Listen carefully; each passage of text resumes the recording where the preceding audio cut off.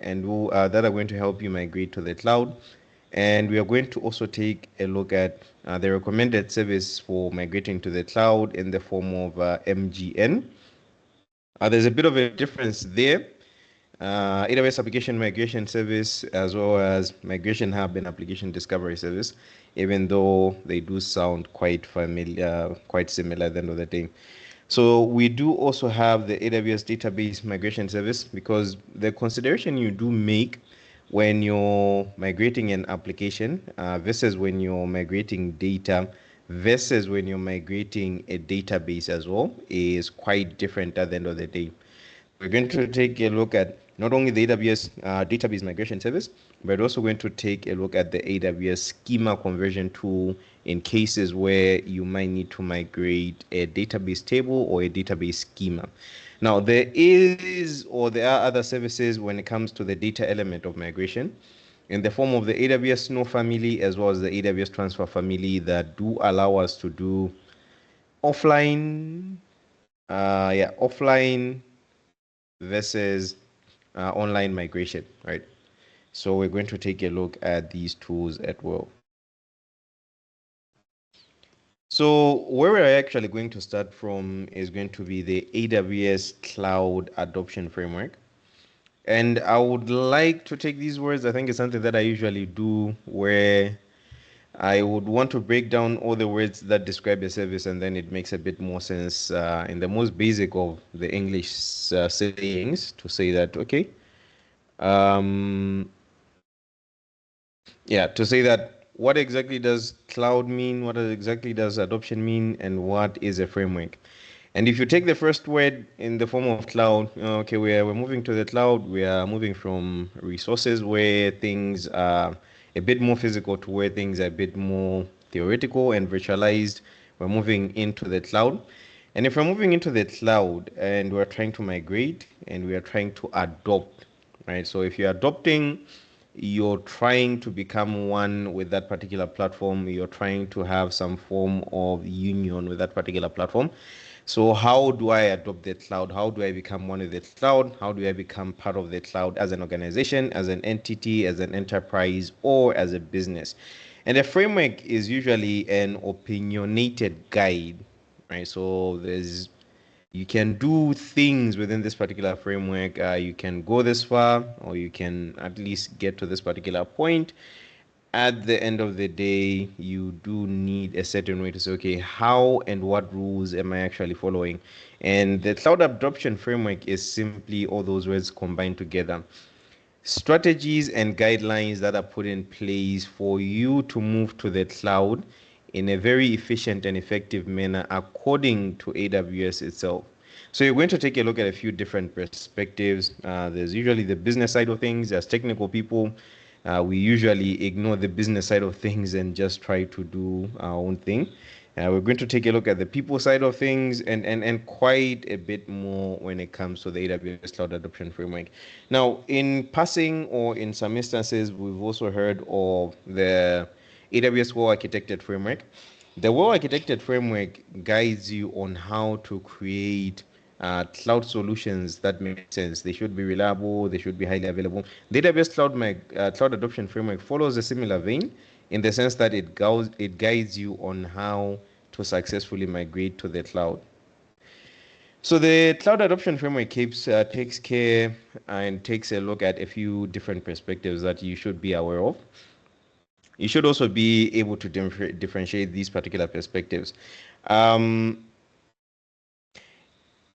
I'll repeat, the AWS Cloud Adoption Framework is a collection of best practices and guidance that is designed to help you rapidly transform your business in the cloud. And it really just organizes the migration process into different domains, right? You need to have some foundational capabilities in the form of what are your operations? What does your security look like? What platforms are you using and how are you designing your platform? What governance do you have in place? Rules, regulations? Are your people even ready? And what is the business importance of your particular migration? So at the end of the day, you need to achieve a certain business outcome. Maybe you're trying to save costs. Maybe you're trying to configure your application for high availability. Maybe you need a lot more reliability for your backups, for your data at the end of the day. But you should have a specific business outcome, which most of the time is you're trying to reduce some business risk. If your application goes down, then you're trying to improve or reduce that particular business risk. You're trying to improve your ESG, your environmental, social, and government goals. You're trying to grow revenue. You're trying to increase your operational efficiency. At the end of the day, there are some specific business outcomes that you need out of this particular cloud adoption framework. Now, there are also transformation domains that it considers. You need to transform the way you view your technology. You need to transform the processes you have in place. Your organization as a whole also needs to transform the people that you're working with, the people that you interact with. Some of the roles are going to change. Maybe a software developer becomes a cloud engineer or a cloud developer. At the end of the day, you're also trying to develop cloud-based products. Now, these business outcomes can actually be achieved by enabling the transformation in these particular domains. So, your technology, your processes, your organization, the products that you have, the cloud adoption framework actually refers to these aspects as your transformation domains. So, it's all interconnected at the end of the day. I want to reduce costs, I want high availability, I want to reduce business risk, I want to operate more efficiently. These are going to be your business outcomes, and your foundational capabilities are going to be what build up to you transforming your technology, your process. Because you look at maybe you might look at security and operations and say, okay, these may be the processes as well as the technology we have in place. You take a look at your organization and you might see, okay, the business, the people, we might have this, and they do also contribute to the product at the end of the day. Maybe the platform, the governance, maybe part of the organization, the platform itself may be part of the processes, as well as the technologies that we have. So you need to take into account all these different aspects when you are migrating to the cloud.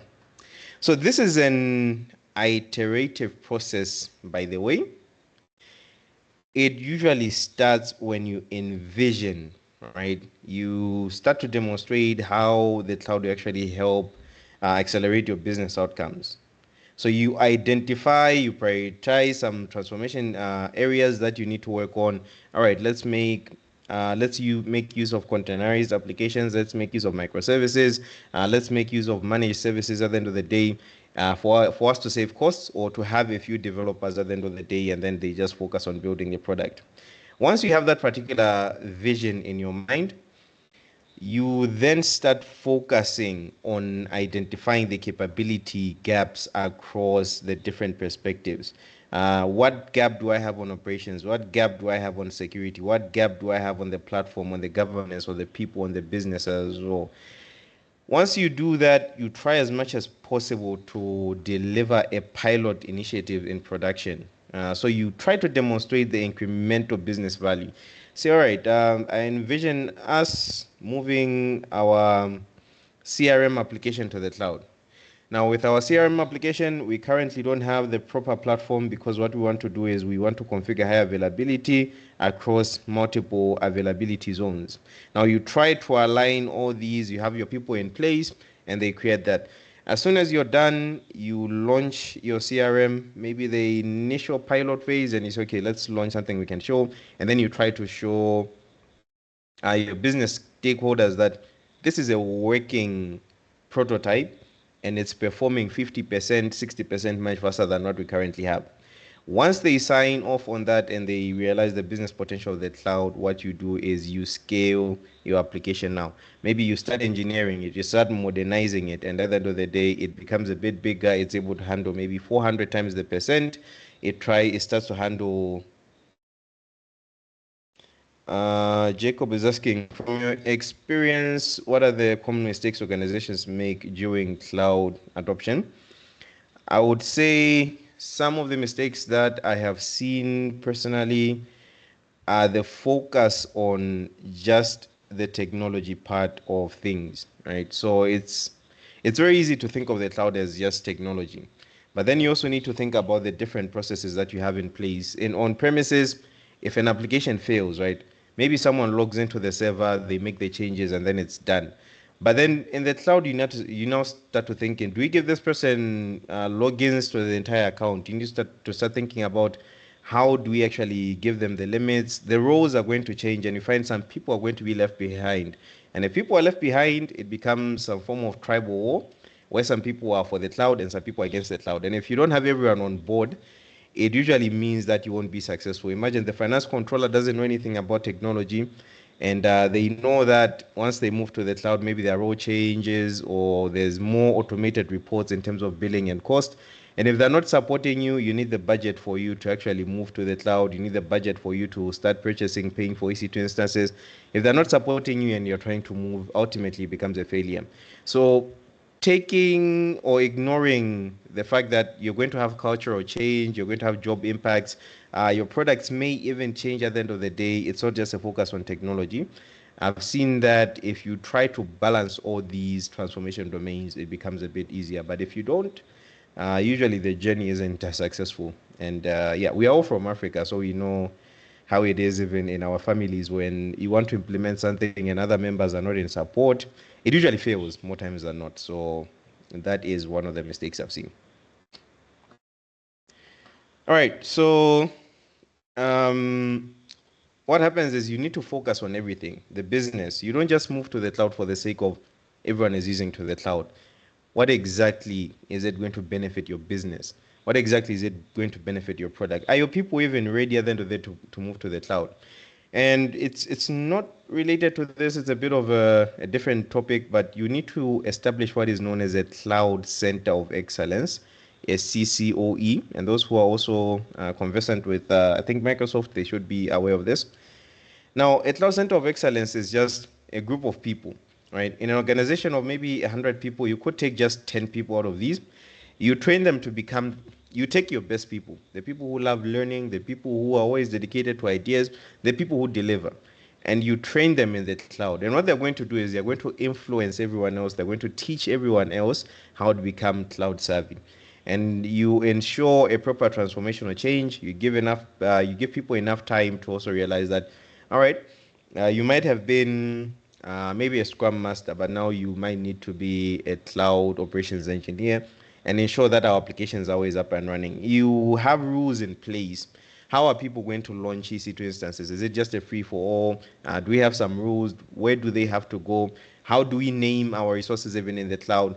On premises, it's easy. You might have a web server, you might have a database server, but then in the cloud, you might have multiple web servers, you might have multiple database servers, you might even have decoupled architectures. If people are experimenting and creating, how do they actually balance this? How do they actually get to a point where they've created resources? Are there rules, regulations in place that they need to follow? And what process do you follow when you're launching your applications? You also need to make sure that you're taking a look at what platforms do I have? How am I utilizing these particular platforms? What security measures do I have? Am I encrypting at rest, in transit? What type of encryption am I using? Operations as well. So we're going to take a look at each and every one of these domains in a bit more detail, right? Unless I have any questions up to this point.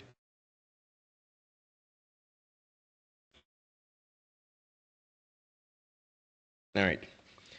Okay, so we'll start with the business perspective, and it's quite important, and I think it should be one of the foundations that forms the basis of where do I start, right?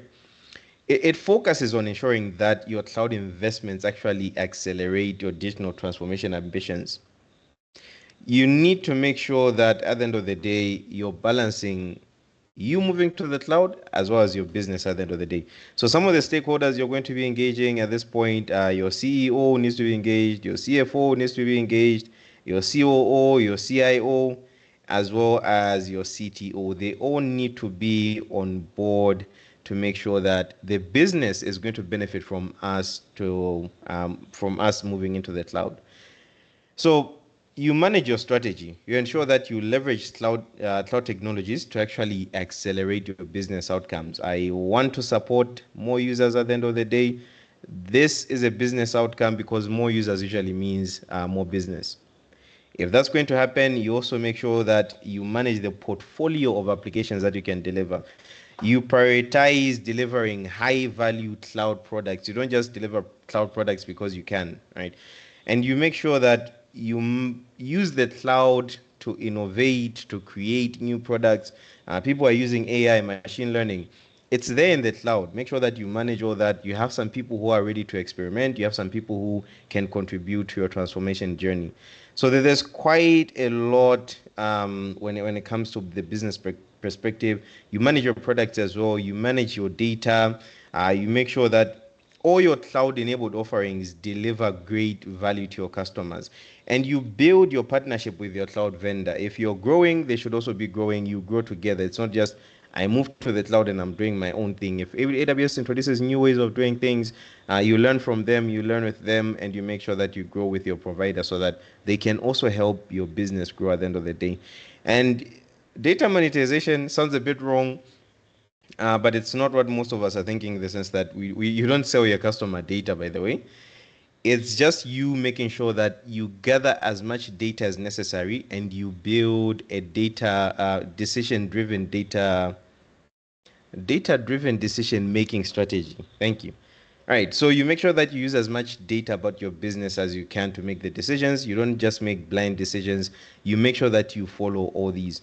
And you gather as much real-time insights as possible about your business. Make sure you can answer even the most difficult of questions, and you leverage experimentation, advanced analytics to make sure that you can answer these difficult questions.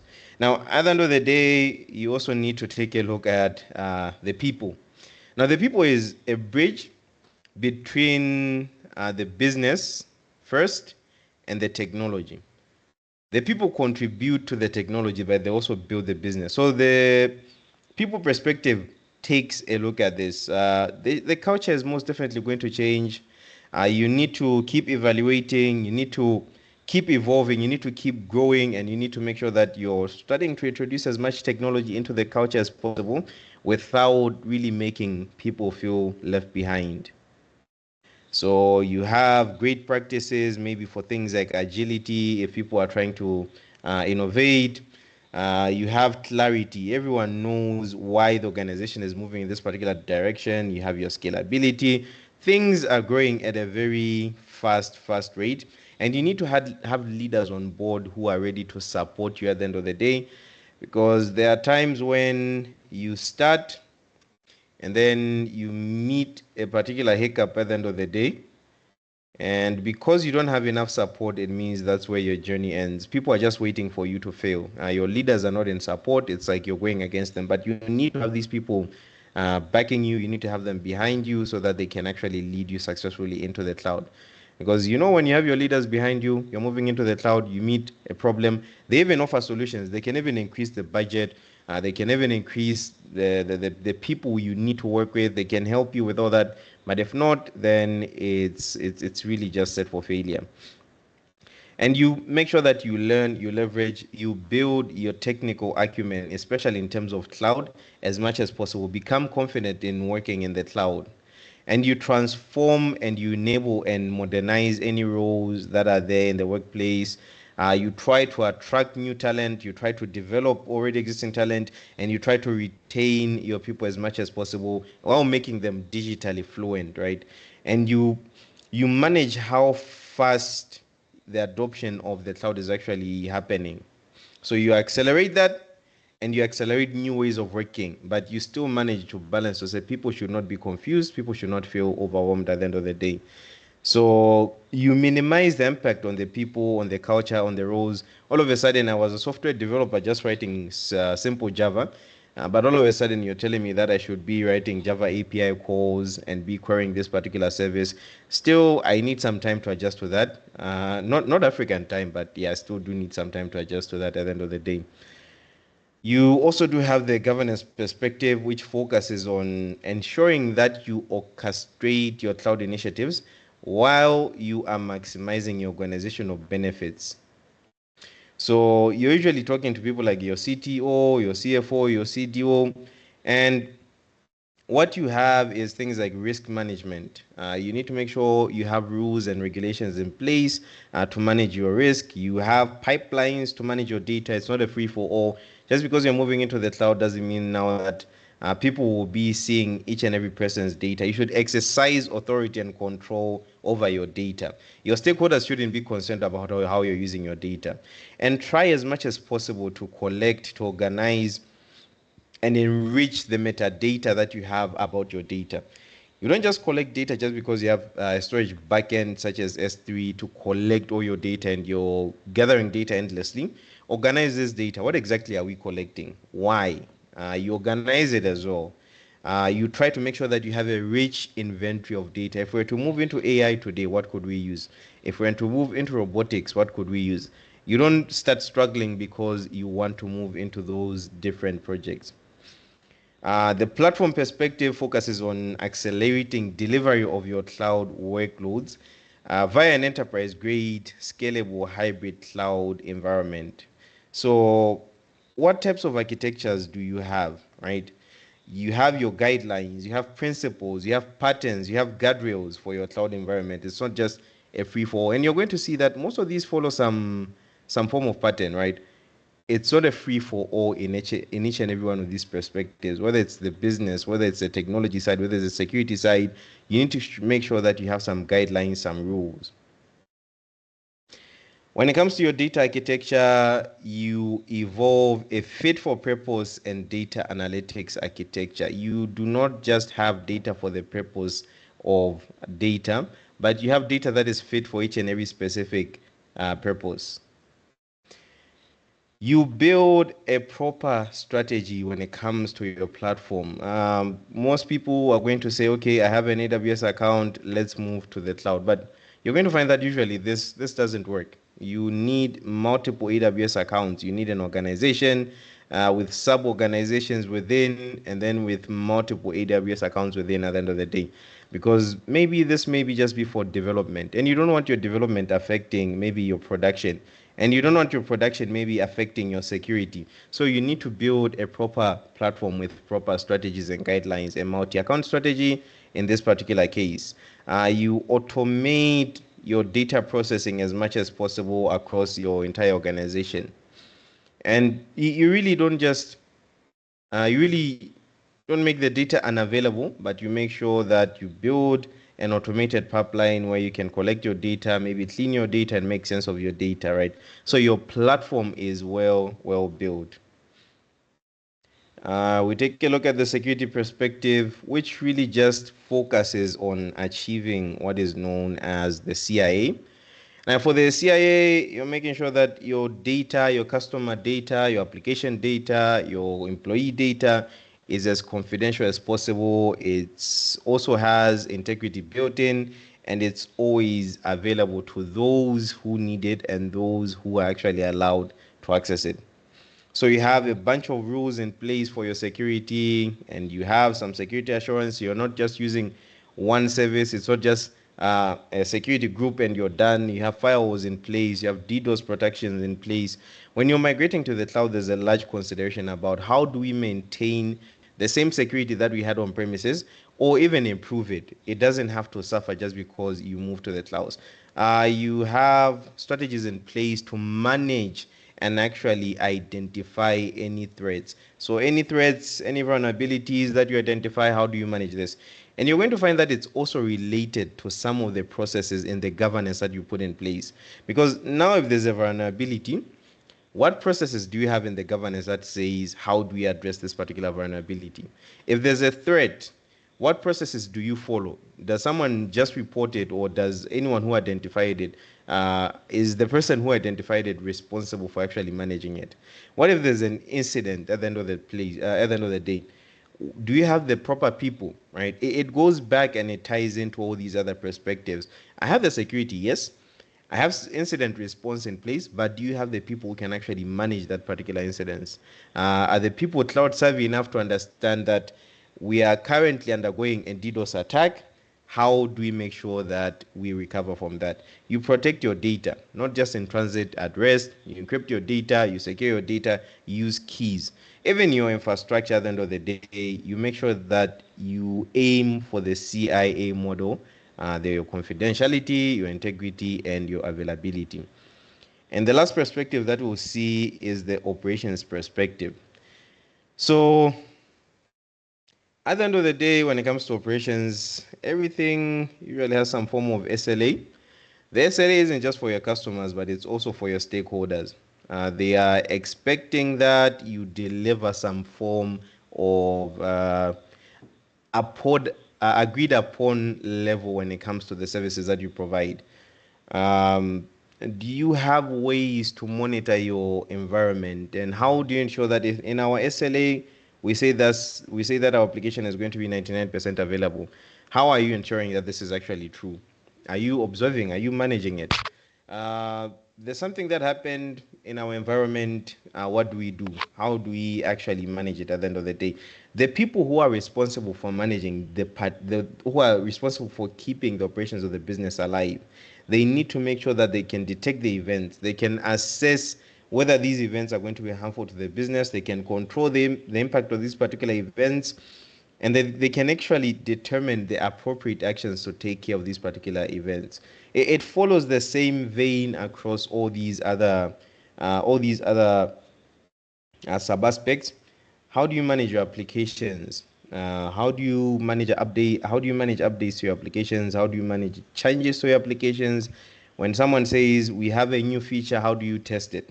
And we all remember this particular, I think the CrowdStrike, this particular CrowdStrike outage. And at the end of the day, this was just attributed to poor operations or poor process management. And it's okay, if this had been tested and it wasn't really pushed out the way it was, then it could have been identified before it affected actual customers for CrowdStrike. So these are some of the things you need to take into consideration when you're moving or migrating into the cloud. So you have your business, your people, your operations, your security, your platform, and so forth. So you ensure you have availability and continuity in the operations. It's just to ensure that you deliver on your SLA at the end of the day. Our application is outdated. How do we make sure that we patch it? There's an SLA that says, okay, you can't have the application offline for too long. So how do you manage patches to that particular application? Any questions before we proceed?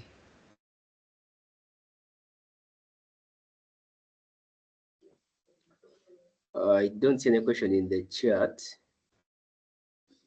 Yeah, I yeah. think all is fine as of now. All right. Okay, so do make sure that you ask when you feel like you need something a bit explained a bit more. Migration is highly theoretical, so we're going to cover a lot of concepts in a short amount of time. But it's important. It's important. Trust you me. Yeah, Albert, on your end, okay, you said that it's highly theoretical, fine. But then on my end, I would love to see the how component practically. If I told me, say I'm operating a smaller SME, that's a smaller medium enterprise, and Yeah. my ambition or goal is to minimize costs as much as I can, and I want to run all my applications in cloud. How do I move it? How do I go to cloud? The how component practically. Yeah, yeah. Mm, All right. I'll try as much as possible to get that particular how component in place. right. Cool. Yeah, yeah. Cool. Okay. All right. So Yes. Hi. yes, yes, Yes, I have a similar question also. yeah, Uh, I've personally been developing some application. I'm using Python and Angular for front end and Flask for back end. My Flask serves the front end. I compile yeah, I compile the front end in product, then put the put the files in Angular static folder, then it.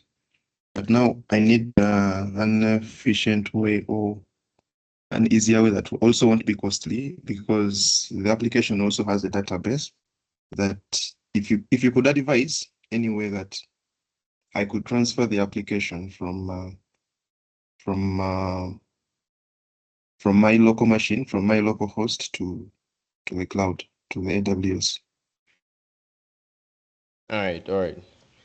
Okay, so the reason why I say that migration is highly theoretical, especially for the concepts that are covered in migration, is because it focuses mostly on migration from an organizational point of view, right? So with Henry's question, there's not really a lot of transformation in terms of maybe the business perspective, the technology perspective. You're already cloud savvy, you already have a business goal, yes, but you're not really transforming your organization. You're not really transforming the people around you. It's just a matter of how do I save and how do I save costs, also moving to the cloud at the end of the day.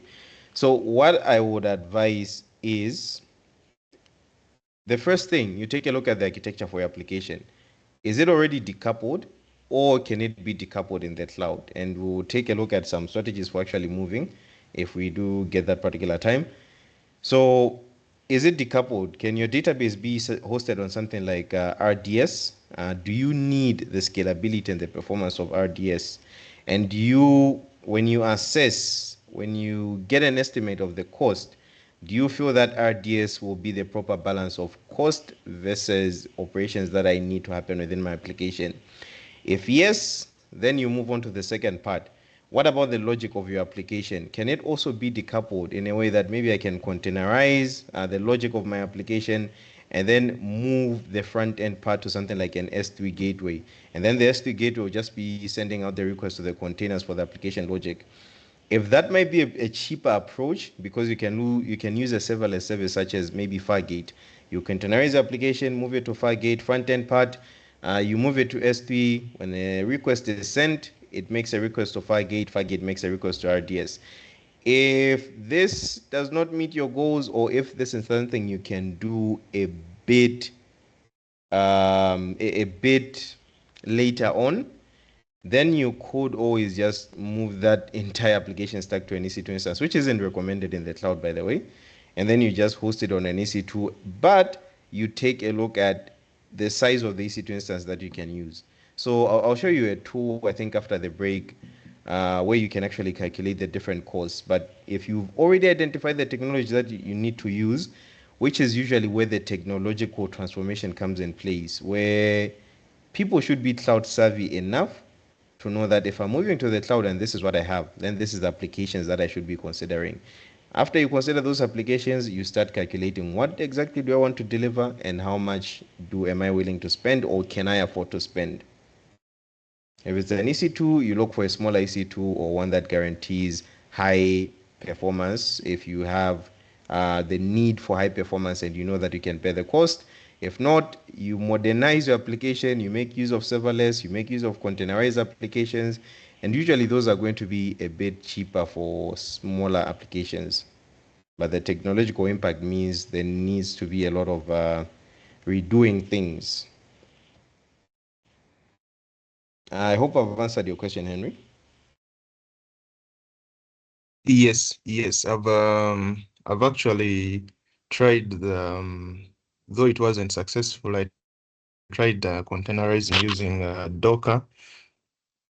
Though it wasn't successful, I'm trying to access I'm trying to read out the logs to find out why. I also tried automatic deployment with Zappa.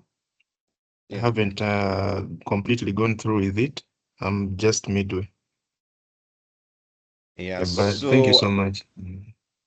welcome. Yeah, I would advise, especially if you want to save on costs, I would advise that you decouple the components, put them on multiple Docker containers, so that at the end of the day, you can have a service such as Fargate, which is completely serverless. Means the only time that it's going to be running is when there are requests to your application at the end of the day. And if you need it to scale up, then it means you can create multiple Docker containers. You just control the configuration about how many containers can it create at once and how many containers do you actually need at that particular time. So there is actually we are currently, you and I, as we're discussing, because there are 3 stages to migration according to AWS, right? There is an assess phase, then there's a mobilize phase, and then there's a migrate. And the migrate comes in with what is called migrate and modernize, right? So what we are doing is we're assessing your application. Are you ready to migrate your application? And you, from what I can gather is there are some things you still need to work on the application for you to fully migrate it to the cloud. Do you have the proper techniques? Do you have the proper skills to actually migrate it to the cloud? You assess what is it built on? Does it have a database? What type of data does it have? What are the requirements? So you assess, you gather all that, and then you start mobilizing. Now, when we mobilize, you identify the different technologies in the cloud. You build your VPC, your subnet, and then you build what is known as a landing zone, right? Your landing zone will allow you to move the portfolio of applications. Usually, this is for maybe if your a company such as Playmate who needs to move like 80,000 applications into the cloud. But even for applications where it's just you dealing with your application, you can follow the same. You assess, once you mobilize, you start building into the cloud, you start identifying the technology, you start creating them, and then you start moving your data into them, which is the migrate phase. After you migrate, you can move it to an EC2 instance, yes, that is also accepted in the cloud. But afterwards, there is a phase that is known as modernize. Once you move to an EC2 instance, you can start thinking, how do I containerize it? Do I containerize using the same EC2 instances? Do I start using services such as Fargate, ECS, and the likes? Or do I move it to maybe functional programming calls using Lambda, API Gateway, and the front end is on S3? There's like a variety of applications that you can use. If you're using, I think you said Flask. You could move the front end. I don't know if, I think Django now has a package for APIs, but does Flask have a package for APIs?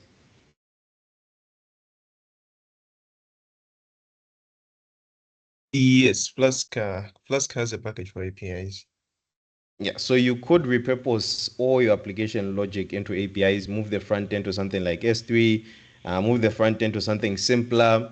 Maybe you could even containerize it and everything is its own component and you build it as a particular swarm. And the front end is calling the back end, or you move the front end to S3, you containerize it, you're using API gateway from S3, API gateway makes the call to Lambda functions. There's a range of choices that you can actually use. You can use a database on EC2, database on RDS. If you need super high performance, a database on Aurora at the end of the day.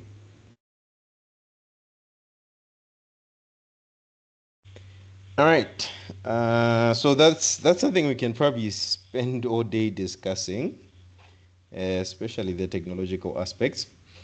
All right, so we wanted to discover either AWS Migration Hub and Application Discovery Services, Discovery Service, which are going to be the services in AWS Cloud that you actually use to perform the migration of your applications. And we are talking about multiple applications. We're talking about servers, networks, and infrastructure that it may not be feasible to sit down and actually start doing all this. So in what is known as the discover phase, you try to discover any existing servers in your data center. And based on this particular discovery data, you can plan how you're going to migrate your applications. Maybe you have multiple web servers, multiple database servers, and you can group web applications into just web applications, database applications into just database applications, customer relations management applications into just CRM applications. Once you're done with your discovery, you move on to the planning. How are we going to migrate these applications? You get your existing data, and what AWS Migration Hub is going to do is it's going to facilitate the migration by supporting different processes. So these processes include things like portfolio discovery, which is AWS actually taking a look at the portfolio of services that you have, uh, migration planning, and actual application migration, right? So Portfolio discovery, you found what applications you have, web applications, database applications. And then you have your migration planning. How are you going to migrate? Do I start with the web front end? Do I start with the databases so that I have the data in the cloud after I migrate? And then when you do migrate, AWS Migration Hub and Application Discovery can actually do or perform the migration for you. So the portfolio discovery works in this particular way. You need to capture the data. The data is all fed into this particular application. It's the same thing. An EC2 instance, yes, it's a server, but what it does is based on the data that you give it. It's based on the applications that you build on top of it. So remember, you have your on-premises data center, and you can choose three flavors, 1, 2, 3. You can choose to import using a CSV, as flat file import. It has a specific structure that you need to follow. You put in all the services that you have. It has an agentless collector that you can install on all your on-premises data servers. When you install it, what it does is it collects all that data, and it gives it to the application discovery service, which is the supporting service for application AWS Migration Hub. Or you could use what is known as, all right, the agent is the one that collects, sorry. The agentless controller or collector is some form of vCenter machine that usually works with VMware environments. Because VMware is such a big vendor who has a lot of hands in most people's data centers, there is actually a particular service you can use that just queries VMware data centers, and it can be supported by the AWS Application Discovery Service at the end of the day and send all that data to AWS Migration Hub. Same thing with the agent. The difference being an agentless collector usually stands somewhere in between your resources and AWS Application Discovery Service. With an agent, it's supposed to be installed on each and every server. So if you have 100 servers, you install it on that particular server. It sends information about the server to AWS Application Discovery, which just aggregates the data and forwards it to AWS Migration Hub. Now you can analyze the data in AWS Migration Hub. It has some analysis mechanisms, analysis tools you can use. You can use Amazon Athena for specific queries, or you can use Amazon QuickSight to create dashboards and view your data as dashboards. So AWS Application Discovery actually automatically identifies any applications that are running on your data. It also identifies how much those applications are using, how much memory, how much CPU. So this data is going to be important. And I think as I was pointing to Henry is you always have some specific SLA goals or levels that you need to achieve, right? So if you have a server, and I'm going to simplify this example as much as possible. If you have an i7 on premises, usually I think Xeons is, but I think an i7 is something most of us who understand is if you have an i7 on premises, right? And you discover that it is being used at 99% CPU utilization at least 80% of the time, right? You know that whatever it takes in the cloud, you're going to need something that is bigger than an i7 because it's being overutilized. So that usage information is going to be quite important. You have a 1 terabyte storage backend, and it already has maybe 800 gigabytes filled. You know that in the cloud, you're going to need a bigger EBS instance. So these performance metrics are going to be quite important, as well as the application dependencies. You might have a web application, but because that web application, you have your web application, but because it's connected to the database application, it means you need to start considering how you move the database without affecting your web application. So application discovery service is going to allow you to find all this. Remember, we have two modes of operation when it comes to ADS or application discovery service. I don't even know if it's called ADS, by the way, but application discovery service. So you could choose an agent, and remember, an agent needs to be installed on each and every server that you have on premises. If not, you can choose an agentless service, and there's usually some form of collector somewhere, and what it does is it queries VMware or virtual machine instances, and it collects the information that they send to that particular collector, and the collector forwards that data to application discovery service. So how the agentless application discovery collect actually works is something like this, where it collects your virtual machine inventory. What types of virtual machines do you have? What's their configuration? What's their performance history in terms of how much CPU are they using? How much memory are they using? And how much disk are they using? So remember, all this is going to feed into what are known as the recommendations, because this application might actually make recommendations to say, okay, if this is a CPU utilization for this particular hardware, then you might need a C5 too large, for example. Or if this is the memory utilization, then you might need an maybe R6, for example. And this, if this is the disk usage, then this is what you need. So it's going to work usually with VMware vCenter devices if you are using VMware. But what it queries is virtual machine information. But the collector is standalone. It doesn't need to be installed on each and every one of your particular servers. In case you are using an agent-based discovery agent, so these are downloadable binaries. The same way you download an application, you install it, you need to download it and you configure it. So you can download this particular binary. And if you already have processes in place in your data center for deploying applications and processes, you can deploy it using the same. If you have a new web application and say this is how we deploy it, you can deploy it, but it should be on each and every one of your physical servers. It can also be installed on each and every one of your virtual servers as well. So what it does, yeah, it can be deployed on physical servers, virtual servers, even on EC2 instances as well. So it has a binary for Windows as well as Linux. So if you are on Windows and you're making the consideration, how can I get a reading of what types of instances I should use, then you should be using that particular agent-based discovery. It's a bit more flexible, and it can also be used in offline mode, which doesn't mean that it connects to AWS Cloud offline, but it can collect information even if it's not connected to the network, and it can aggregate that data much later when it needs to send the data. So it collects the data about the infrastructure that you have. What types of CPUs do you have? What types of storage do you have? And application level information as well. If there's a specific application that is installed, for example, most data centers will find that they have SAP and the database, the HANA database. You might find that it might give it a completely different recommendation based on the types of applications that you have.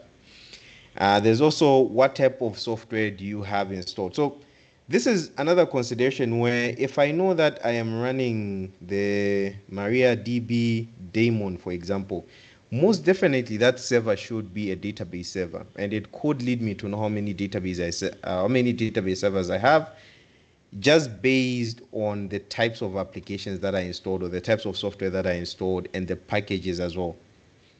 So running your applications, processes, disk usage metrics, resource utilization, system performance, and network data. So the network data might also be important, where it tries to create a network mapping of what is application A connected to, what is application B connected to, and it's going to give you something like that. So a summary of these methods of data collection when you are about to migrate: can use a flat file, an agentless collector or connector, and a discovery agent. So if you're automatically on any other operating system except VMware vCenter, then the agentless collector is actually out. And you only need one of these. So if you're using VMware and you feel that installing an agent on every server might be a bit of a hassle, then this might be the best way to go. And honestly, the agent is a bit more flexible. It's just that it requires a bit more work, because it can give you performance time series in terms of the performance at particular times, network connections as well, and you can use Athena to explore the data much later. So usually in Migration Hub, excuse me, it's going to look something like this. For each and every agent, it's going to have an ID. It's going to give you specific host names, IP addresses as well, and it's going to give you a status of whether it has started collecting data from it. If a particular server isn't healthy, it will indicate as well, and it will give you a bit more information about what types of resources and you have the agents, where they are collected and where they're actually installed and how they're actually running. At the end of the day, you can take this data, export it to a CSV file, export it to an S3 bucket, and then use Amazon Athena, which may look like a bit of an overkill, but if you have a lot of infrastructure, for example, what you're going to encounter is the fact that you may not just want to see IP addresses. Maybe you have IP addresses range 10.0.0, and all you're seeing is the 10.0 network, and you have another 192.0.0. These may be your security instances. In Athena, it means you can run a query that just matches the specific IP addresses that you're looking for. Only give me this specific output. Now, it has some, I would say, preliminary analysis tools that you can use. We have, for example, the network diagram mapping, where it can tell you that server A is actually connected to server B, which is connected to server C, which is connected to server D. And you can start thinking about it logically about how am I going to migrate these applications one by one. Right. So before we move on to the application migration service, I think we could take a quick 5-minute break, and then in 5 minutes we can continue before we start getting overwhelmed.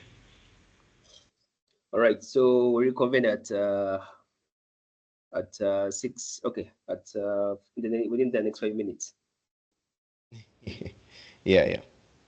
All right. Okay.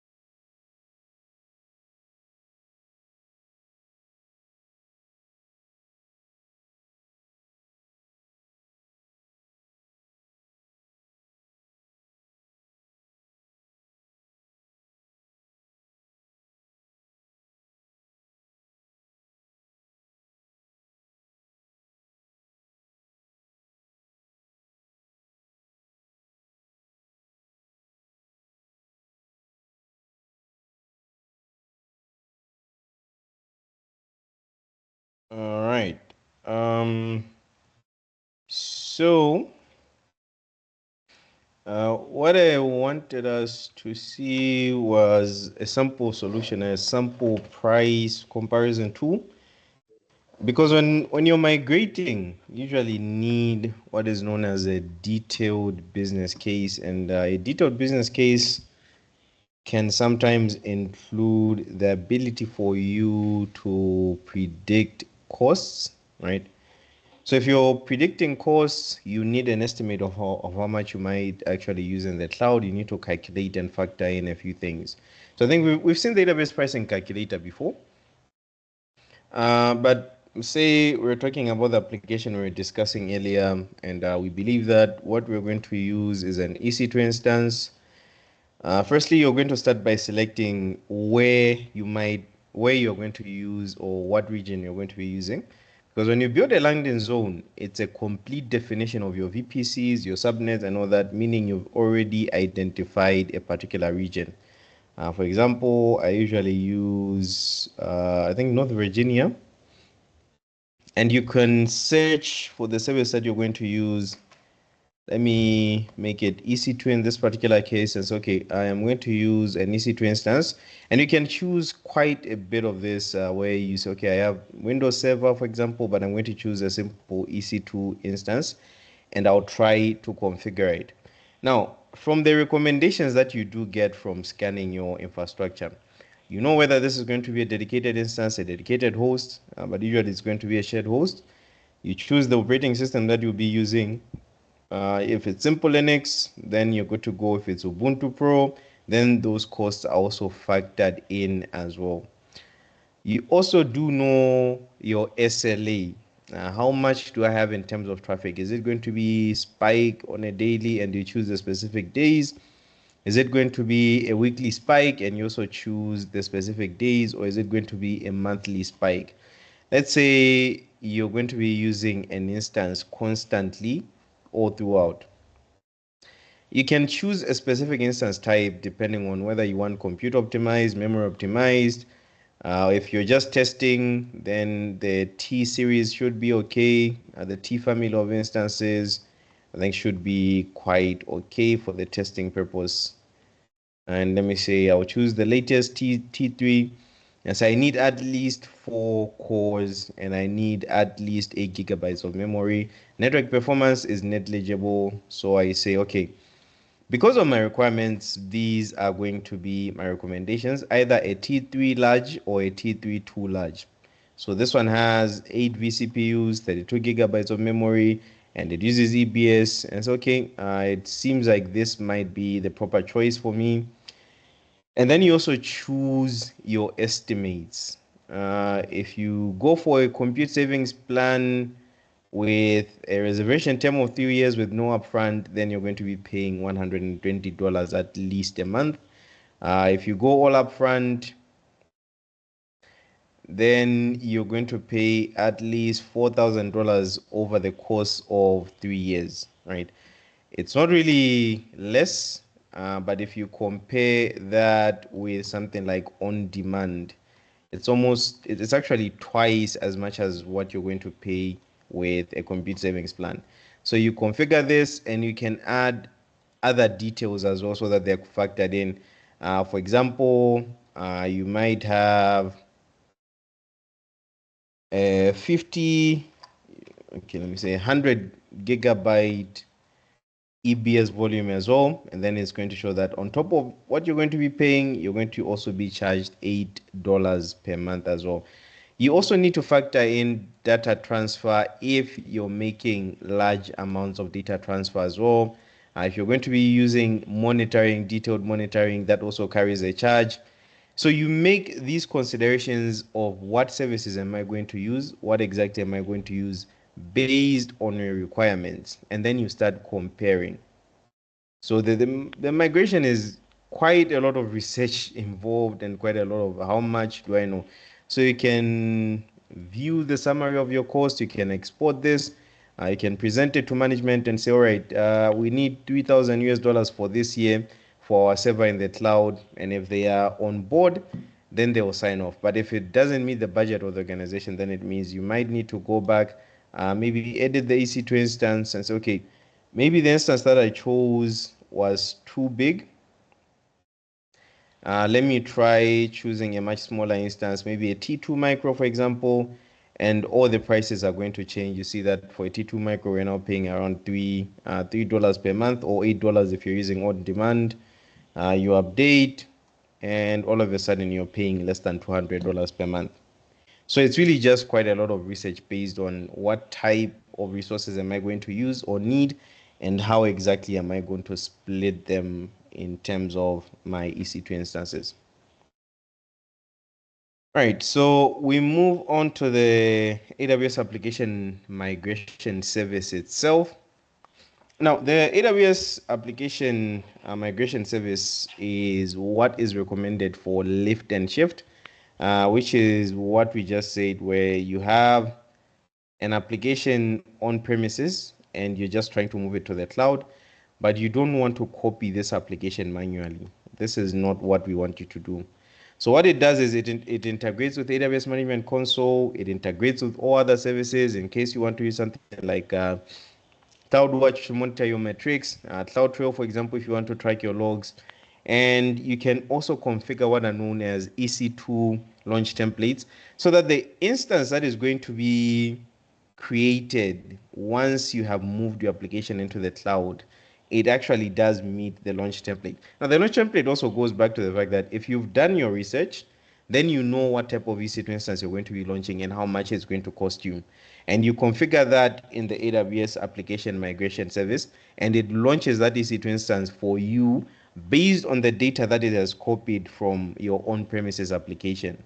You need it to access your network, and you need it to be able to connect to the cloud AWS migration service. And it ensures that you have minimal downtime, because you can test if the EC2 instance isn't performing well with the data that you have copied. You can launch or create another EC2 instance template that it can use for your next launch. And it reduces the cost by also contributing to the fact that you have virtually no downtime. So what it does for you is it assesses. Remember, in the assessment phase, you're doing a portfolio discovery.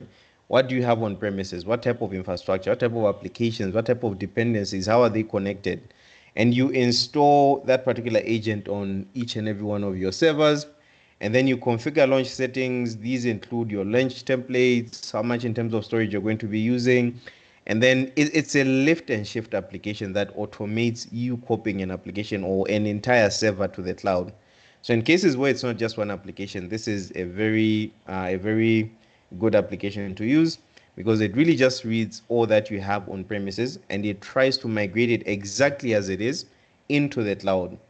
So you can launch test instances based on the launch templates that you created. So if we do remember launch templates, what they are is you're going to configure your EC2 instance type, your size, your network, your security group settings as well, and it's going to launch that.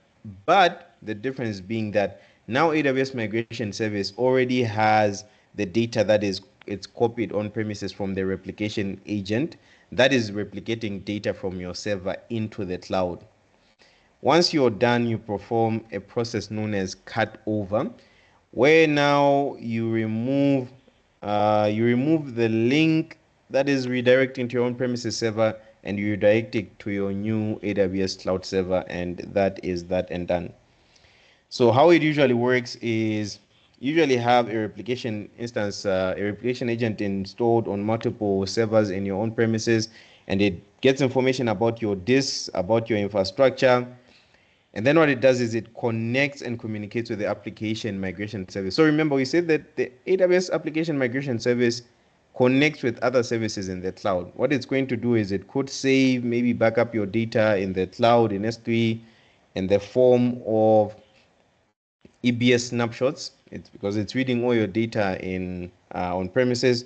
So you need the data transfer to be accepted through your network using TCP port 1500. So it creates EC2 instances that are known as replication servers that are going to handle the data and recreating it exactly as it is on premises. Now, once it does that, it saves them as EBS snapshots, and it can reconstruct that data when you create a test or cutover instance. So it requests the data, you can test as many instances as you need. The data is always going to be there that has been replicated, and your instances are going to be created using the data that was there on premises. Once you're done, you can launch a final instance known as a cutover instance, and you redirect all your traffic from on premises now to the cloud. And with AWS Migration Hub, you are done. My migration service. So how this actually works is you need to install the agent first of all, and it synchronizes initially with your AWS environment. Once you're done, you can start launching instances based on the synchronized data. And you can perform some tests on the data, user acceptance testing, integration testing, unit testing. And if you are satisfied, you can finalize and delete that particular test instance and say, okay, I'm done with testing the instance. Now I need to cut over.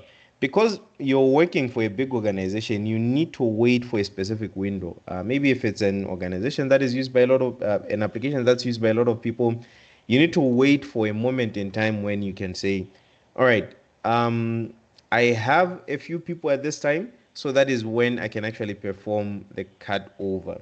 And you ensure that there is no lag during this particular cut over window.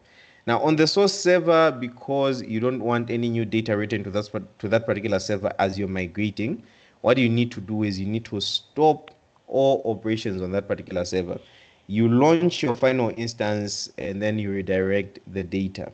Now, for the source server, it's now archived. If it was an on-premises server, maybe it's now there for historical purposes where you can always reference back, or you can use it as backup in case something fails in the cloud. So the agentless replication works in a similar vein where it connects to a vCenter appliance. So now we're talking about VMware, and specifically only VMware, right? So it's going to move and copy that data to migration service, vCenter appliance service agent that talks to the AWS migration service as well. So it's going to perform the very same operations. It's going to create replication servers that allow it to reconstruct the data on your EBS snapshots in the cloud, that allow it to copy, to perform integrity checks, and to ensure that if we had 100 files on premises, make sure that in the cloud they are 100 as well. So it's going to follow the very same, but for the agentless replication, it's specifically if you are using VMware in your environment. So you need to have a valid IAM user that the vCenter application is going to be talking to with the AWS migration service. You need to have an access key and a secret key, which is going to use to make the API calls to the AWS migration service. And then you install the vCenter client into your on-premises environment. And it should have outbound and inbound network connectivity so that it can send requests and also receive requests from the cloud-based migration service. So it should also have the API endpoints, should be able to query the migration service endpoints, and it should also be able to query your vCenter endpoint.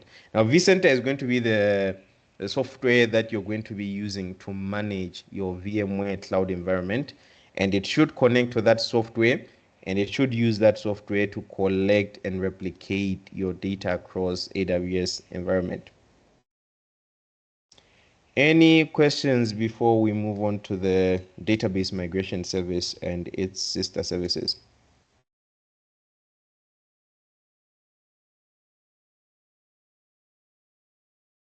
Right. I don't have any from my end. Maybe if at all there's any team member who has any question, they can bring it up, or any reaction. Right. Thank you so much, Isaac. My name is Raymond. I just want you to go back to the those logical diagrams that you shared of the corporate data center and explain a bit more in an enterprise kind of like setup? Like, how does a corporate data center map to that particular guest one, guest two? Like, it seems a bit ununderstandable to me. Like, what's guest one, what's guest two, or something like that. All right. Okay, so my assumption was that we probably thank you for bringing up that question. I think I made the wrong assumption in assuming that we understand the VM where sort of corporation organization.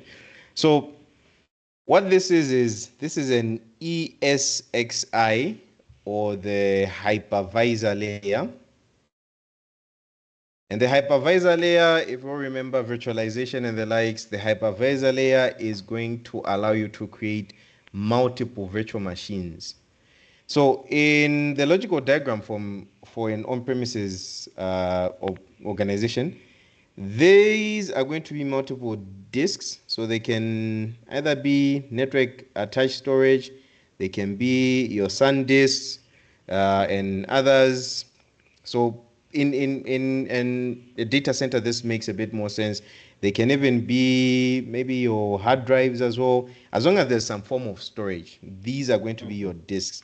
But now, for a VMware vCenter, the hypervisor layer creates guest operating systems and uses the guest operating systems disks or storage as virtual disks. So you could have one virtual machine that is acting as a network attached storage virtual machine.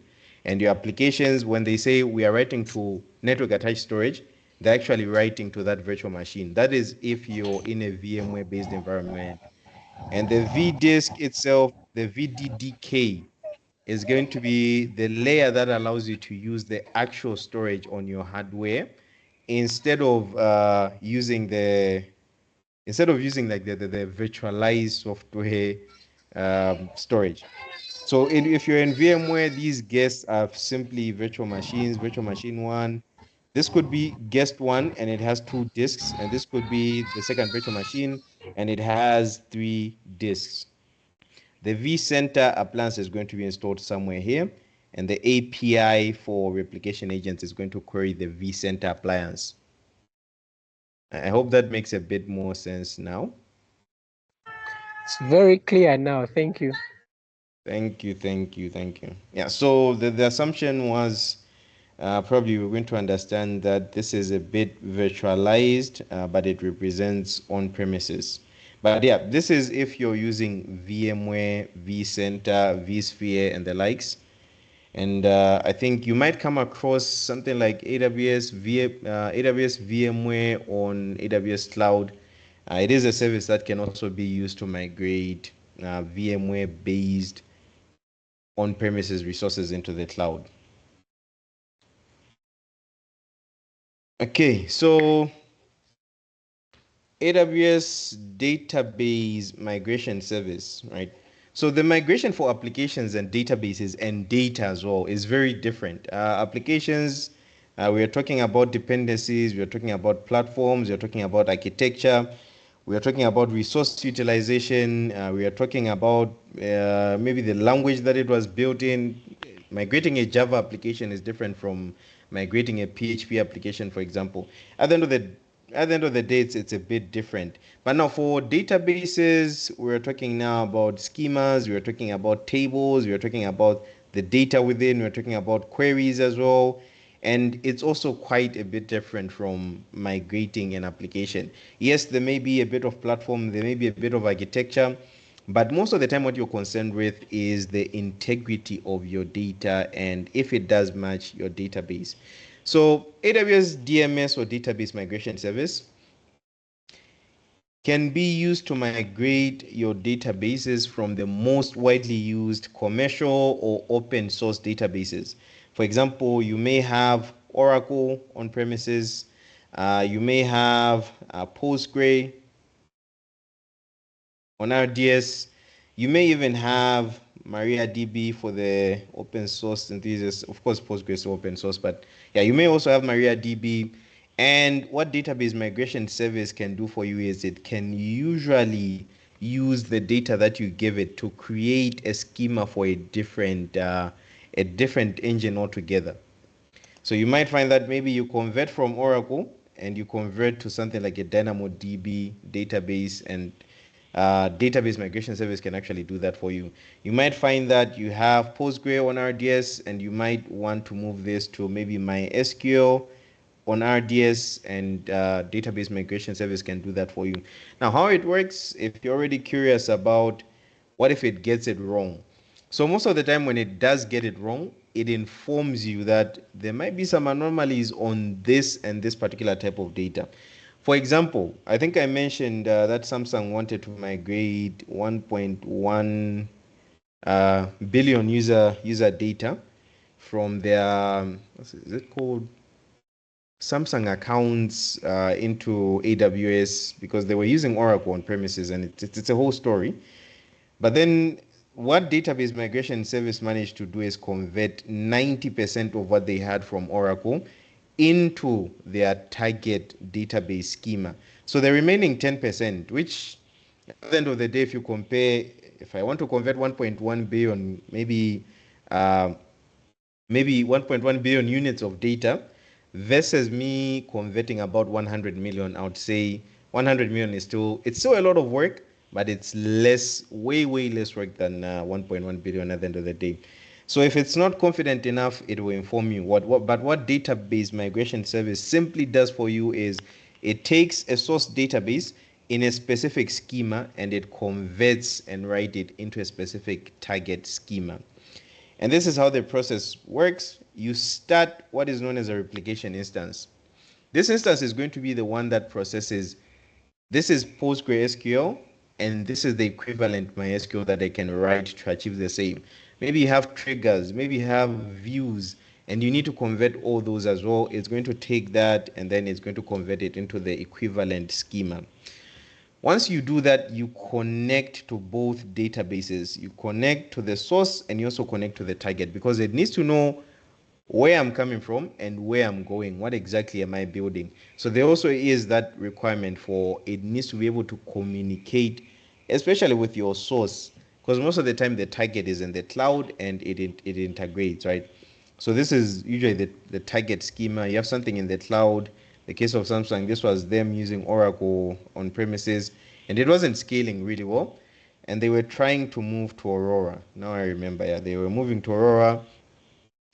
So it needs to be able to connect to your Oracle database, read all your queries, read all your data, read all the schemas that you have, the views, the triggers, and then you convert or you connect it to your target database. Now you select, if you're selecting specific tables, yes, you can convert those tables. Maybe you want to create a state type database where you're just keeping operations, and you just want a specific table maybe for payment to be in your DynamoDB for state management. You could select a specific table, or you could select an entire schema. And then DMS is going to create the tables, it's going to load the data, and then it's going to synchronize these two databases. So if you have any triggers, any stored procedures that need to be converted, it's going to do that for you as well. And then once you're done, you simply switch your application endpoint to the target schema. So it's a very simple process theoretically. But if you were to do this, remember that maybe it's not working because you don't have a replication instance. There needs to be a type of machine that can compute. And what you can do most of the time is you can create a fairly large instance so that it computes in a very short amount of time. And then you can do the replication to an even smaller database. But the replication instance also does dictate how much you're going to do with your database migration service. So next we move on to the AWS Migration Hub.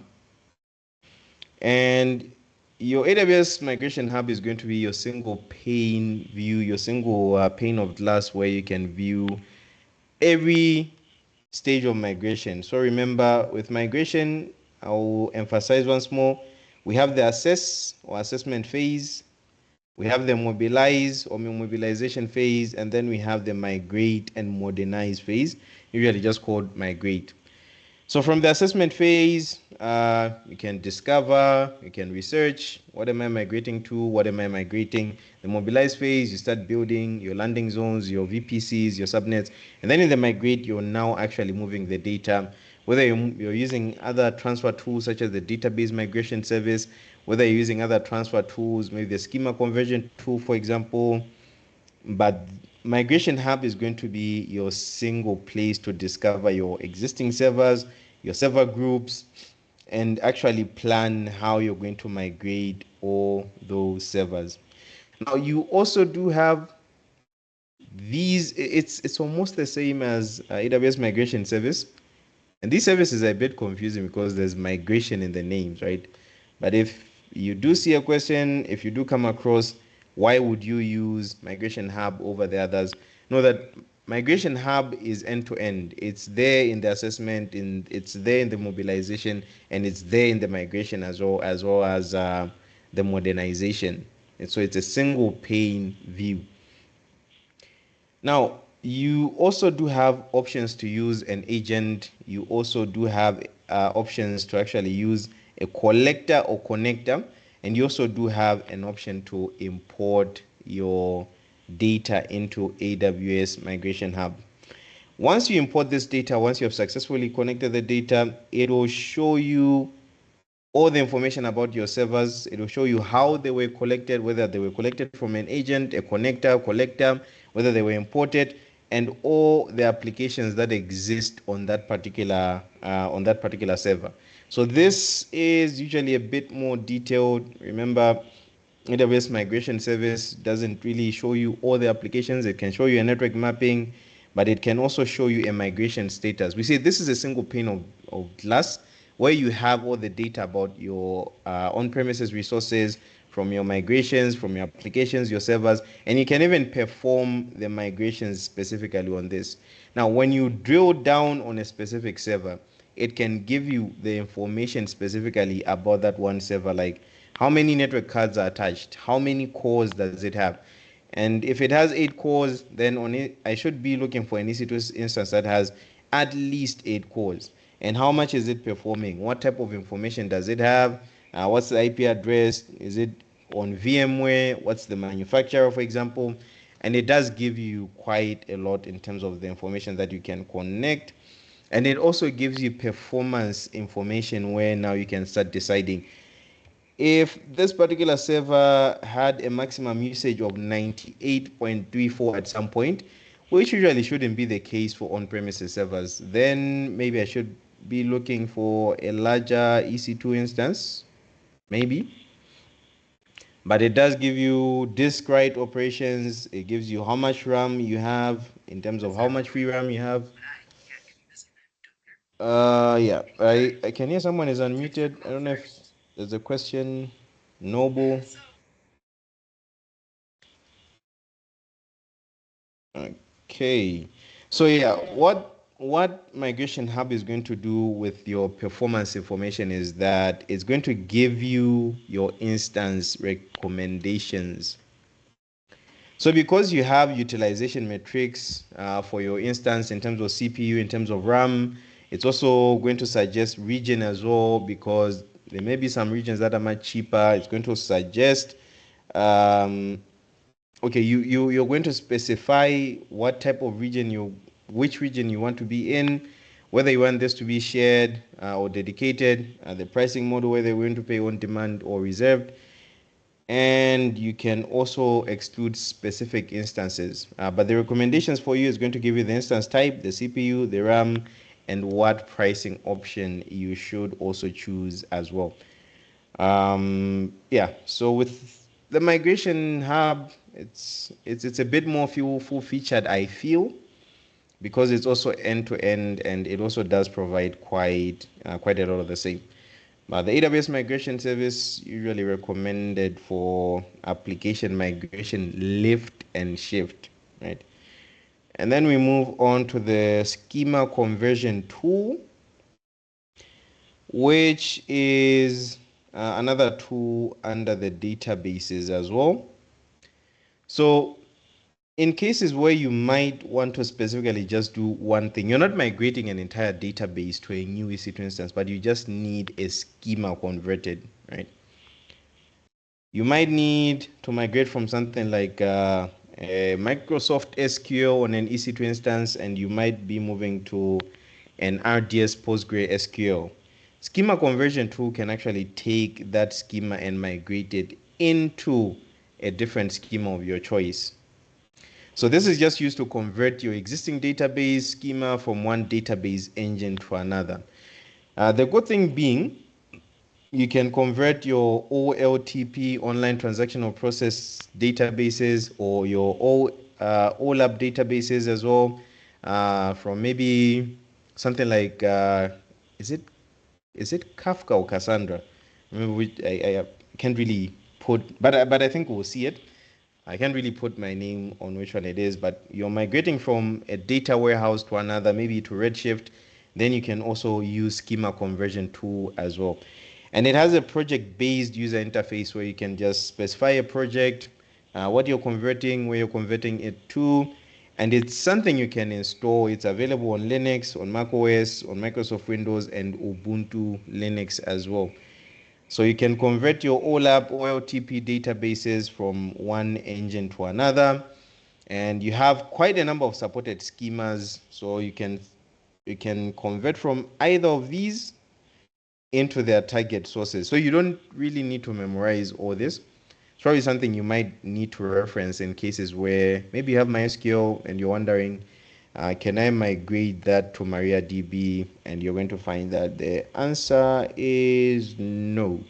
But you might find that you have SAP, SAE, and you can actually convert that to MariaDB.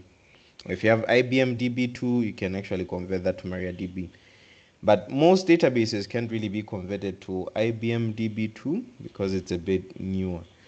But if you're using a data warehouse, for example, if you're using Oracle, if you're using SQL Server, if you're using Snowflake, most of these can be converted into Redshift if your data warehousing needs are starting to move more into the direction of we want to start using cloud or AWS cloud-based data warehouses. Now, how you do this, you simply install the AWS schema conversion tool. You create a target database. Remember, in database migration service, there needs to be a source and target, right? But in this particular case, you can actually create it if it doesn't exist. You open your schema conversion tool and then you create your project. This is what I'm trying to convert, and then afterwards you can then connect the source and the targets. You ask it to convert your schema, and then you review the assessment report, and the assessment report will tell you whether how much of it has been converted, if there are any errors, and if there are no errors, and if you actually like what has been done, you say, okay, I think this is what we can use, then you can apply, right? So it more or less gives you a preview of what exactly I'm going to do. And if you don't, then you can rerun or try again. Do I have any questions at this point, by the way?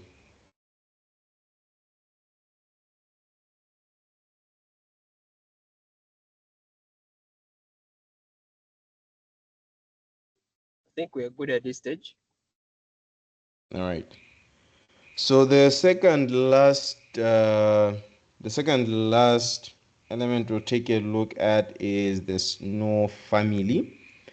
An interesting family of devices, but in AWS, we're going to learn that there are tools for data transfer online and offline. So these fall under the offline category of tools. In cases where maybe there's no internet connection or there's not enough bandwidth on your on-premises server, on your on-premises environment, and you need to move to the cloud, or there isn't enough bandwidth, or if you make the calculation, you're going to find that maybe moving something like 10 terabytes of data over a 100 megabyte link or take something like 12 days. So if you have 100 petabytes, what exactly are you going to do? 120 days just to copy data. And you might find that it might be more efficient to use the Snow family of devices. There is Snow Cone, Snowball Edge, and Snowmobile. Snowmobile, I haven't seen being mentioned except in this one video that's really awesome that I'll try to bring up before we leave. But otherwise, the ones that you should really know quite a lot about is the Snow Cone and the Snowball Edge. So this is a collection of physical devices that help you migrate large amounts of data to the cloud without really depending on networks. So there are going to be different scenarios. You don't have enough bandwidth, or the bandwidth that you have is going to take 4 years to move the data that you have on premises into the cloud, which wouldn't really meet your business goals. Remember, migration isn't just about now I'm in the cloud, but what are your business goals? If you're trying to cut costs and you're taking 4 years to achieve that particular goal, then it might not really work out that well, because in those 4 years, you're also generating more data at the end of the day. So the snow cone and snowball edge are different. With the snow cone, the smallest member of the AWS Snow family. It's an edge storage and edge data transfer device. It weighs about 4.5 pounds or 2.1 kilograms for those of us in the proper measurement system. It has 8 terabytes of usable data, and it has Wi-Fi connectivity, which I think it's the only device with Wi-Fi connectivity. So if you're making those particular decisions based on we need Wi-Fi connectivity, we need to transfer, we need to connect to it via Wi-Fi, then this is also what you can consider. And it also offers support for utilization via battery. If you don't have enough power, or you're working in an environment that power is intermittent, then this might be the device for you. It's an edge device, it's rugged in build, it has military grade encryption as well, so your data will hardly ever be hacked even if the device falls into the wrong hands. But yeah, you can transfer the data. You can ship the device with data once you've copied it to AWS so that they transfer into something like S3, or you can transfer the data online with a service known as data sync. If you're using it in a remote location, but you know that you're going to have access to maybe a location with proper bandwidth afterwards, so you can transfer that using data sync or ship it to AWS, and AWS will take care of the rest for you. So the good thing about this is that it does have on-premises compute. So you can use compute using EC2 computing or IoT greengrass functions. So it's like your mini AWS once you have it on premises. And then the Snowball Edge comes in two flavors. It comes in storage optimized and compute optimized. But these have way more storage and way more compute, and generally they have more power than the snow cone. So in cases where you know that I might need to perform some analytical functions on my data, I might need to analyze my data, query my data, clean my data, essentially you're going to need compute. Then you pick the compute optimized option. But if you know that all I'm looking for is as much storage as possible, I'm just copying the data, want it to be shipped to AWS, then you choose the storage optimized. This is going to have a lot of memory. The compute is going to be a bit different. This one has 52 vCPUs. This one has 40 vCPUs. This has 208 gigabytes of memory. This one has 80 gigabytes of memory.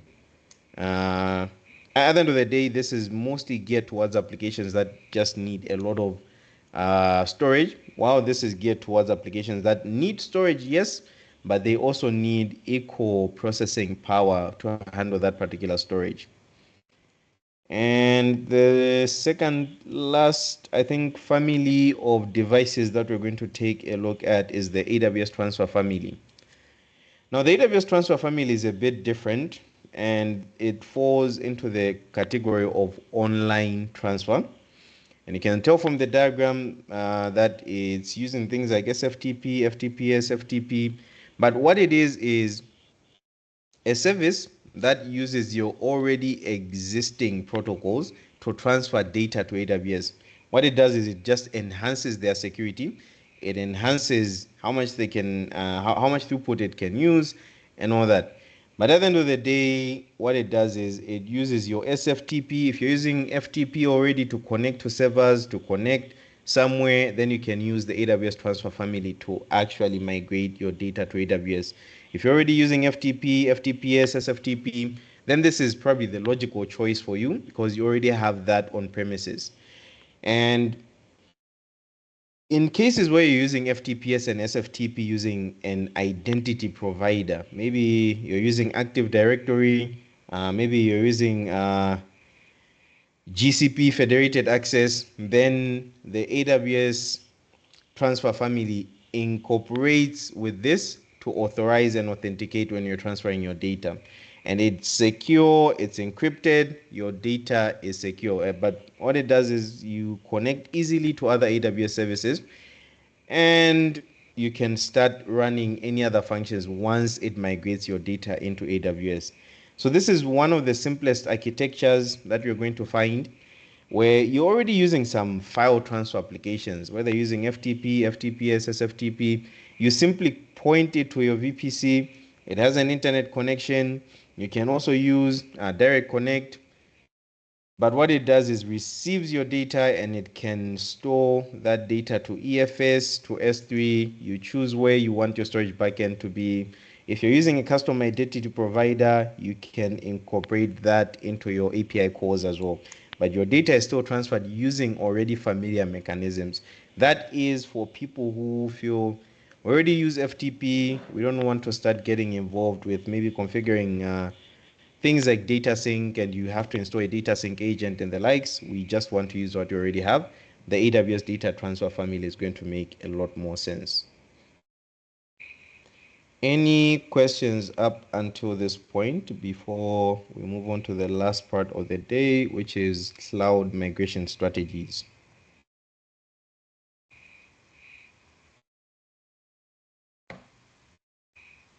All right.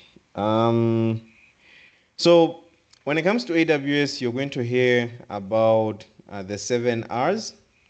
In some articles, it's referred to as the 5 R's, which are these central R's right here. So when you're making the choice for how do I migrate an application, you need to consider these R's of migration. We have rehost, which is a simple lift and shift. You take everything as it is, move it to the cloud. You have your relocate, you have your replatform, repurchase, refactor, retain, and retire. So you are somewhere here, right? You've already discovered all your applications. You already analyzed what you're going to use in the cloud. You already planned how you're going to migrate it. But now you need to choose a migration strategy. And once you do that, you now test it and you move on to other phases of migration. And this is still following the assess, mobilize, and migrate and modernize three-stage migration process. So we'll start with the simplest one, which is rehost, a simple lift and shift. What you're doing is you're simply replicating your on-premises architecture in the cloud. You already have this on-premises. You're not trying to do anything complicated. If it's a Java application, all I'm doing is I'm spinning up an EC2 instance and I am installing all the Java dependencies and I'm installing it into the cloud. You need minimal to no changes most of the time for a simple lift and shift. You could do this for servers that have already packaged software, applications that really don't change much but need to be migrated into the cloud. And then you could also use this for simple environments. Frederick is asking, and I think I missed this question. I'm sorry, Frederick. I hope you're still here. Thanks for the wonderful presentation. My question is specifically on database migration. I usually work with open source databases, i.e. MariaDB, MySQL, and Postgre, and I always find challenges in case I'm doing database migration from one server to another. Linux machines, Some of these challenges originate from differences in database versions, e.g. if I'm migrating from MariaDB 10.6 to MariaDB 10.9. This causes issues. How does AWS handle this during the migration? All right. Let me see. Frederick, I do hope you're still here though. Yeah, you're still here. Thank you. So what AWS does is, in that case, you're migrating manually without really looking at the changes in between these different versions, right? So what AWS actually does for you is it analyzes all the underlying queries that you run in your different databases. For example, if something was changed, if something was upgraded, it knows which particular type of syntax to use. Remember, you connect from the source to your target at the end of the day. So AWS knows that this source is using this particular type of engine and the target is going to be using this particular type of engine. The compatibility for versions is going to be handled automatically by AWS. It's going to be read automatically by AWS, because even if I'm using version 10 in this particular case and select is there, and in this particular one I'm going to be using version 8, AWS knows what this select is supposed to be in my target database, because it migrates everything, even some of the things that you didn't take into account, any triggers that you have, any differences between your data. And if it can't, it actually does show you that this is where I've encountered a challenge, or this is the difference. But most of the time, the compatibility between versions is handled automatically without really doing a lot of manual work on your end. I'm not sure if I'm making sense, but from one schema to another, there should be an equivalent, right? Not from one version to another. I've never tried migrating from the same database. Of course, there is also that functionality which I do believe you can use for different versions, but there is also a homogeneous migration for the schema conversion to database migration service, where you could migrate from the same database engine to an equivalent database engine in the cloud, and it automatically handles those differences in, okay, this version has this version handles that. I'm not sure if you can hear me, Frederick, and Terence also does have his hand up to contribute to that discourse. So, Frederick, I think your deployment will matter. And maybe, Albert, you can help me here. You see, here with MariaDB, which is a full open source database that is also compatible with its deployment on AWS RDS. I hope you remember what we studied in databases. Your deployment matters. When I talk about deployment, I'm saying you have two options, Frederick. Look here.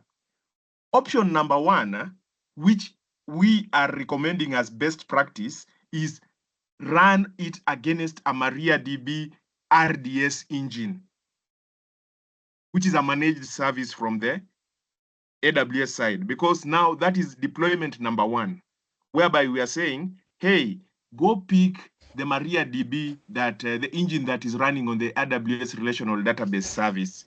That will take a lot of administrative overheads from your head. And the good thing, I mean, if this was a database class, I would have just taken you immediately to the console and we see.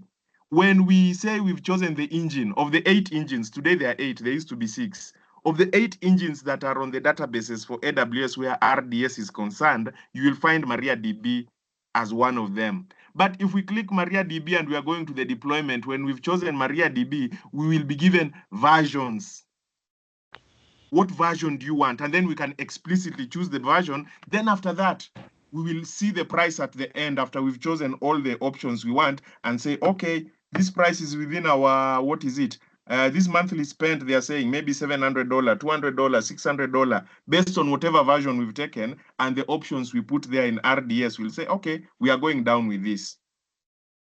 But then that is deployment number one. Deployment number two, Frederick, can be you want to do everything on your own, and there could be reasons. You want to have a lot of control over that particular deployment, and that's what we call an EC2 deployment. You set up your own EC2. You chose whatever operating system you want to run on that EC2. Then you went and brought also your very own MariaDB, what version, whatever. There, again, now administrative overheads are on you. So are you seeing the two worlds of possibility in AWS? Do you want to have a lot of control in your deployment? Fine, go down the EC2 path. But remember, administrative overheads are on you, Frederick. Or do you want AWS to help you with the management of what you're doing? Then choose RDS and go to the appropriate MariaDB as the engine you're taking, and even go to the appropriate version of it. For for MariaDB, I don't think there's complication, especially when you are using RDS, because the versions, all of them are there. I am hoping I have added value to the discourse, but carry on, Albert. Quite a lot, quite a lot. I also just wanted to come back to this table and make sure you look at where maybe MariaDB may be in cases where you're converting to MariaDB. And you realize that it's supported mostly when you're moving from these closed source databases to open source. Remember the example that we had, Samsung actually migrated 1.1 billion records from Oracle to Aurora as a database. And the database migration service was able to migrate 90% of this, even though these are completely different schemas. Aurora uses MySQL, the traditional MySQL, and Oracle uses its own flavor of MySQL as well. So even if there's a difference in version, those are usually going to be handled automatically. Right. Okay, so I think we had explained lift and shift. This is the simplest thing you can do. I have an application, move it to the cloud on an EC2 instance. I'll see later how I actually handle that. So relocate is a special use case technology usually applied to VMware. It's like lift and shift, but only if you're using VMware. Because what happens is on VMware, you have your own host, and then VMware runs on top of it. But if you're relocating, now you're saying, all right, I want the host to be provided by AWS Cloud, but VMware still runs everything. And that is if you're in a strictly VMware environment. Most people who use VMware know there's quite a lot you can do with VMware, the vCenter, the vSphere. You still get all that functionality, but now your hardware is provided by AWS in the cloud. You pay VMware, VMware pays AWS. You're not strictly moving to the cloud, but you're relocating your infrastructure. And then we have a replatform of sorts where you lift and you change a few details of your application, right? So you maybe change the operating system. I was using Linux and now I'm moving to Windows. I was using Linux on premises, but now I want to move to Windows. Or I was using MariaDB and now I want to move to MySQL, but the application remains the same. What you change is a few details of the application. It could be something as simple as the architecture. Initially, you're using RISC architecture, and now you're moving to x86 as the architecture. Maybe you're moving to the latest version of the operating system, latest version of the application, but that is called a lift and a reshape. And you make these decisions for each and every single application that you have on premises. So there also is a repurchase, which is also something quite simple. You identify a new candidate for your application and you say, okay, instead of using my old email system, now I'm going to be using simple email service, and you start paying for SES.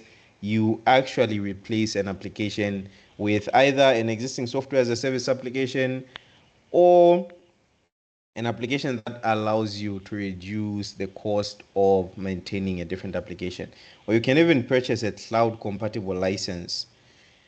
Or you can refactor, which is one of the most time consuming ones. So with refactor, it's where I think I was discussing with Henry, you could take your application as a single one whole monolith. You take that application, you break it into multiple microservices, In the microservices, you connect maybe to RDS instances, you change how your application essentially works, and then you move it into the cloud. So everything that you have done with your application is going to take quite a lot of time. You change the databases, could change the middleware, you could recode some application or change application components, you could rebuild the entire architecture.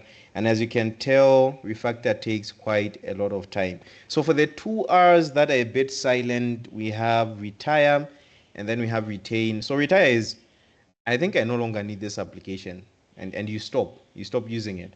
You might find that it's redundant, and when you're migrating, you're going to find things are redundant. These things are not necessary. Or you can retain the application on premises and say, okay, there really is no need to move this application, or it's technically impossible. Maybe you're using some version of Nix OS maybe, and it's not supported in the cloud, and it's too much work to actually move it to the cloud, and there's no business benefit. But or one of the most common ones is this, where you can't move your data into a different region, and all you do is you just retain that application in the premises. So in terms of complexity, in terms of time, you need to balance that when you're migrating your applications. The lower the complexity, the easier it is, because I can think about, okay, let me just retire this application. It's very easy. I'm done. I don't need to do any more work. Retain, I also don't need to do any work. There's no complexity as well. There's no time. There's no cost. It's as it is, still on premises. But now if you start refactoring, not only is it complex, not only is it going to take you too much time, it's also going to be costly, and there's also a high cost of, there's also great optimization for how it's going to work in the cloud. So the complexity is also something you mark and take against when you are migrating to the cloud. And with that, I do thank you for your time and your participation. I am not sure if I have any specific questions beyond what I could see in the chat. And apologies, Frederick, for answering your question late. I think I saw it too late on my end.